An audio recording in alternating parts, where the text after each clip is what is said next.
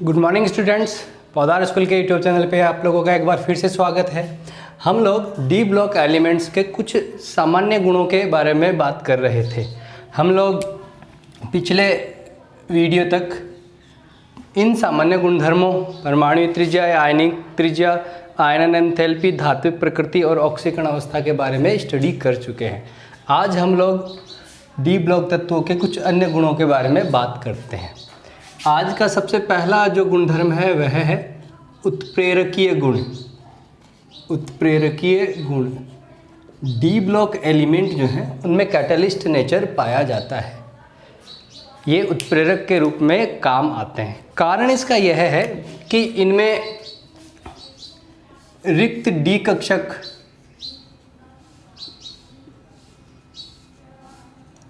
और इनका छोटा आकार जो है, सामान्यतः क्योंकि बाएं से दाएं जाने पे आकार में कमी आती है, रिक्त डी कक्षक उपस्थित होने के कारण यह उत्प्रेरक के रूप में प्रयुक्त होते हैं।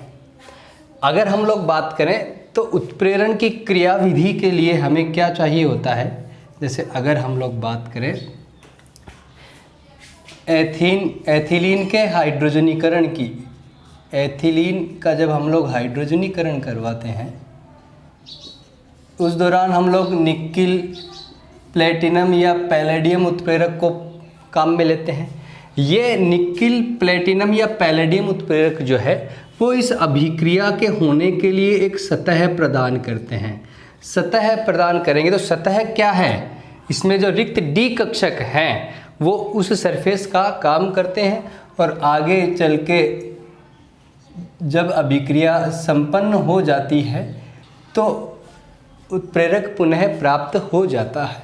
अगर हम लोग कुछ उदाहरण के माध्यम से देखें तो H2SO4 के निर्माण के लिए जो संस्पर्श विधि होती है, संस्पर्श विधि जिसको हम लोग पी ब्लॉक एलिमेंट के पढ़ने के टाइम पढ़ेंगे, तो उसमें हमें वेनेडियम पेंटा ऑक्साइड जो है वह उत्प्रेरक के रूप में हम लोग काम में लेते हैं।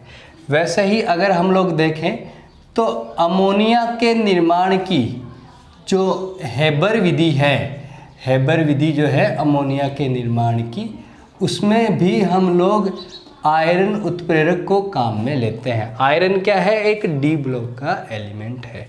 ऐसे ही अगर हम लोग बात करें तो वनस्पति तेल से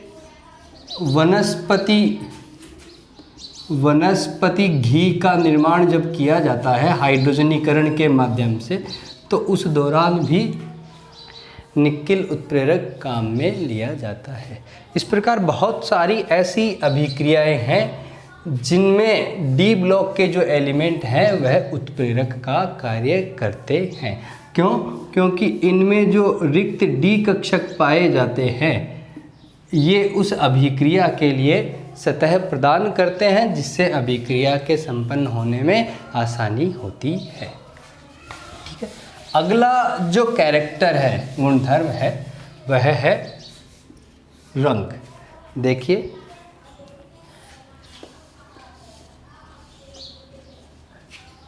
कोई भी संक्रमण धातु आयन जो है अगर वह D0 इलेक्ट्रॉनिक विन्यास युक्त है या ऐसे कहें कि उसमें अयुग्मित इलेक्ट्रॉन नहीं है तो उसका जलीय विलयन हमेशा रंगहीन होगा। अगर कोई ऐसा आयन है जिसमें अयुग्मित इलेक्ट्रॉन है तो उसका जलीय विलयन हमेशा कलरफुल यानी रंगीन होगा। अगर हम लोग बात करें डी ब्लॉक एलिमेंट्स के बारे में तो हमें यह पता है कि जो डी उपकोष होता है उसमें 5 डी कक्षक पाए जाते हैं। ठीक है। 5 डी कक्षक जो होते हैं उनकी ऊर्जा समान होती है, पांचों डी कक्षकों की ऊर्जा समान होती है। ऐसे कक्षकों को हम लोग कहते हैं समभ्रंश कक्षक। समभ्रंश कक्षक, ऐसी कुछ बातें हम लोगों ने 11th क्लास में पढ़ ली हैं। जब लिगेंड इनके संपर्क में आता है, यानी कि जब हम लोग इनके आयनों का जलीय विलयन बनाएंगे तो वहाँ पे H2O एक्वा जो है वह लिगेंड का काम करेगा। लिगेंड हम लोग नाभिक स्नेही की तरह एक स्पीसीज समझ सकते हैं जो इन रिक्त डी कक्षकों में अपना इलेक्ट्रॉन युग्म देकर इनके साथ बंध का निर्माण करता है। जब लिगेंड इनके संपर्क में आता है तो ये जो डी कक्षक है जो पहले संभ्रंश थे, इनकी ऊर्जा में थोड़ा परिवर्तन आता है और ये दो युग्मों में विपाटित हो जाते हैं। जो नीचे वाला जो पेयर है उसे हम लोग बोलते हैं T2G, जिसमें 3 ऑर्बिटल होते हैं, और जो ऊपर वाला है उसे हम लोग बोलते हैं EG। अगर यहाँ पे कोई अयुग्मित इलेक्ट्रॉन है तो एनर्जी देने पर ये क्या करेगा, EG में संक्रमण कर जाएगा। यह डी कक्षक है और यह भी डी कक्षक है, तो इलेक्ट्रॉन का एक डी कक्षक से दूसरे डी कक्षक में संक्रमण करना डी संक्रमण कहलाता है। डी संक्रमण कहलाता है। और जो संक्रमण तत्व है उनके रंगीन होने का कारण, उनके यौगिकों के रंगीन होने का कारण होता है डी संक्रमण। इलेक्ट्रॉन यहाँ से यहाँ चला गया, जब यह वापस अपनी निम्न ऊर्जा अवस्था में आएगा तो जो ऊर्जा इसने ग्रहण करी थी उसको बाहर उत्सर्जित करेगा। तो उत्सर्जन के दौरान जो दृश्य क्षेत्र के विकिरण उत्पन्न होते हैं उनके कारण ये रंगीन दिखाई देते हैं। तो सबसे बड़ी बात यह है कि वही आयन रंगीन दिखाई देगा, यानी उसी आयन का विलयन रंगीन दिखाई देगा जिसमें अयुग्मित इलेक्ट्रॉन उपस्थित होंगे। ठीक है, अगला हम लोग गुणधर्म पढ़ते हैं अंतराकाशी यौगिक। अंतराकाशी यौगिक देखिए क्या होते हैं। हम लोग जब किसी भी क्रिस्टल का निर्माण पढ़ते हैं तो परमाणुओं के निबिड़ संकुलन में जमा होने के बाद, तो जो परमाणु हैं उनके निबिड़ संकुलन यानी बिल्कुल पास जमा होने के बाद उनमें जो रिक्त स्थान बच जाता है उसे हम लोग कहते हैं अंतराकाश, इंटरस्टेशियल स्पेस इसको बोला जाता है। देखिए, परमाणुओं को हम लोग गोले के समान मानते हैं, तो जब परमाणु आपस में जुड़ रहे होंगे तो कितना भी पास वो जुड़े, क्लोज पैकिंग हो, लेकिन उनमें कुछ न कुछ खाली जगह आसानी से रह जाएगी। ठीक है, तो वो जो खाली जगह है उसको हम लोग बोलते हैं अंतराकाश। इस अंतराकाश में जब कोई छोटे अधातु परमाणु जैसे कि कार्बन, बोरोन, नाइट्रोजन, ऑक्सीजन आदि आकर जब जमा हो जाते हैं उसी खाली जगह में, यानी कि अंतराकाश में आकर जब ये जमा हो जाते हैं तो उनको हम लोग बोलते हैं अंतराकाशी यौगिक। और डी ब्लॉक के तत्वों द्वारा अंतराकाशी यौगिक का निर्माण किया जाता है। इन अधातु परमाणुओं के आने के कारण जो यौगिक है वह अरस समीकरण मितीय हो जाता है। जो कंपाउंड है उसके गलनांक और क्वथनांक के मान जो है वह बढ़ जाते हैं। कंपाउंड जो है वह केमिकली इनर्ट यानी अक्रिय हो जाता है। अगला जो इनका गुणधर्म है वह है मिश्र धातु निर्माण। हम लोग पहले टॉपिक में ये पढ़ चुके हैं कि जो डी ब्लॉक के एलिमेंट्स हैं उनमें बाएं से दाएं जाने पर आकार में ज़्यादा परिवर्तन नहीं होता है। तो आकार में ज़्यादा परिवर्तन नहीं होने के कारण ऐसा होता है कि अगर किसी क्रिस्टल जालक में से एक परमाणु को निकालकर उसकी जगह दूसरा परमाणु उसके जैसे समान आकार का अगर आकर जमा हो जाता है तो उससे मिश्र धातु का निर्माण होता है। और डी ब्लॉक के जो तत्व है उनका आकार लगभग बराबर होने के कारण ये आसानी से मिश्र धातुओं का निर्माण कर लेते हैं। जैसे हम लोग स्टील की बात करते हैं, अगर हम लोग आयरन में क्रोमियम है, वेनेडियम है, निकिल है आदि अगर मिलाते हैं तो हमारे पास स्टील या स्टेनलेस स्टील प्राप्त होता है, जो क्या है एक प्रकार का मिश्र धातु है, यानी कि जो संक्रमण तत्व है वो आसानी से मिश्र धातु का निर्माण कर लेते हैं। अब हम लोग बात करते हैं एक अंतिम और सबसे इम्पोर्टेंट गुणधर्म, जो क्या है, चुंबकीय प्रवृत्ति। डी ब्लॉक एलिमेंट में चुंबकीय प्रवृत्ति जो है वह मुख्य रूप से अयुग्मित इलेक्ट्रॉन के कारण होती है। अयुग्मित इलेक्ट्रॉन के कारण चुंबकीय गुण संक्रमण तत्वों में पाए जाते हैं।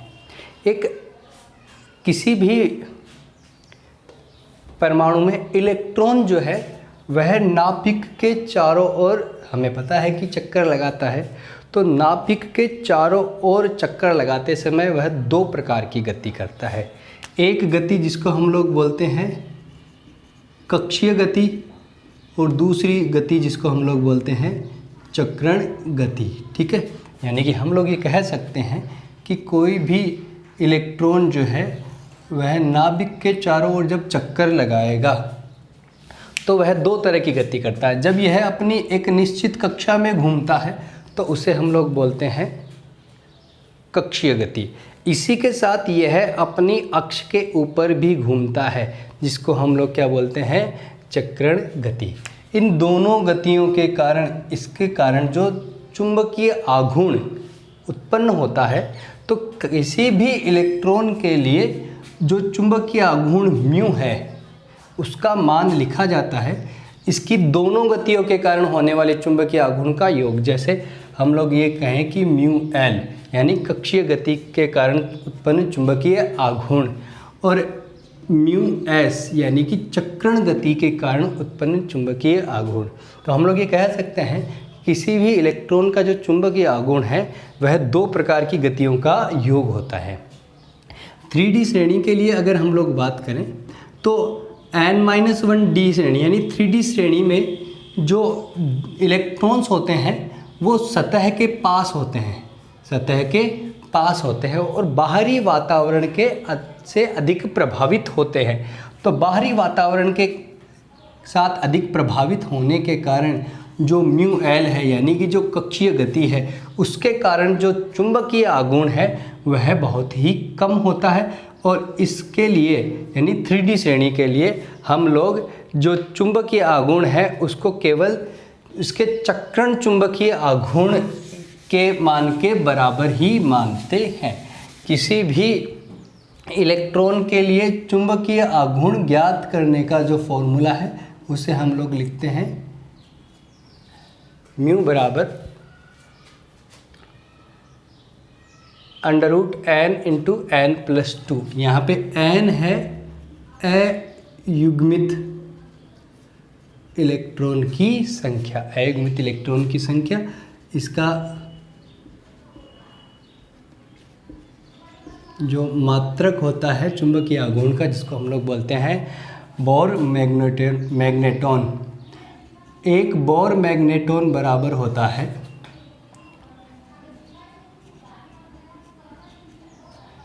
EH/4πmc।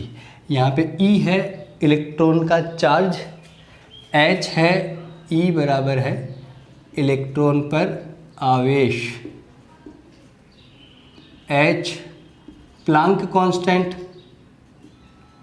H बराबर है प्लांक स्थिरांक, M बराबर है इलेक्ट्रॉन का द्रव्यमान और C बराबर है प्रकाश वेग।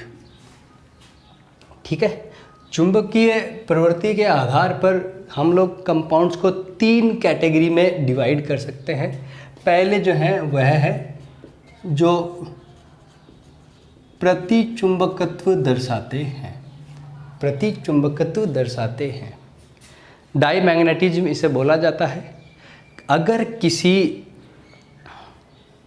एलिमेंट में या किसी यौगिक में सारे के सारे जो इलेक्ट्रॉन हैं वो युग्मित अवस्था में हैं, तो उस स्थिति में क्या होगा कि प्रत्येक इलेक्ट्रॉन के द्वारा जो चुंबकीय आघूर्ण उत्पन्न किया जाएगा उसको उसी कक्षक में उपस्थित दूसरे इलेक्ट्रॉन के द्वारा नष्ट कर दिया जाएगा।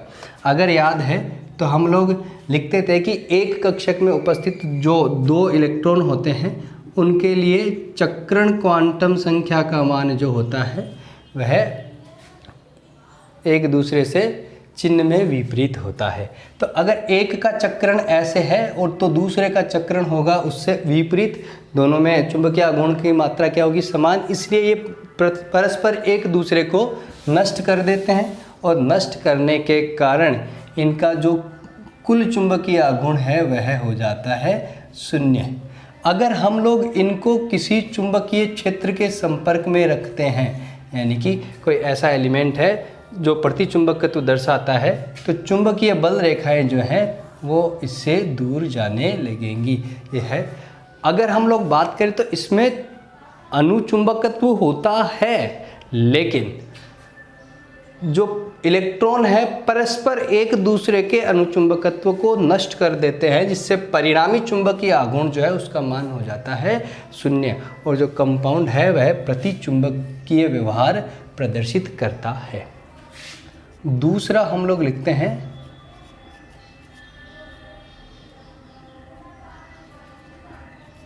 अनुचुंबकत्व। अगर किसी कंपाउंड में सेंट्रल एटम में अगर हम लोग बात करें तो अयुग्मित इलेक्ट्रॉन यदि हैं तो उसमें जो परिणामी चुंबकीय आघूर्ण है वह 0 नहीं हो पाएगा। जैसे अगर हम लोग बात करें कि मान लीजिए एक कंपाउंड ऐसा है जिसमें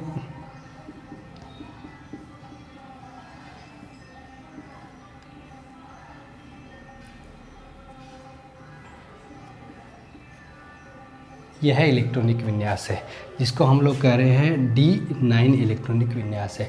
अगर हम लोग ध्यान से देखेंगे तो इन 4 कक्षकों में जो चुंबकीय आघूर्ण है वह 0 हो जाता है। क्यों? क्योंकि एक इलेक्ट्रॉन दूसरे इलेक्ट्रॉन के चुंबकीय आघूर्ण को नष्ट कर देता है।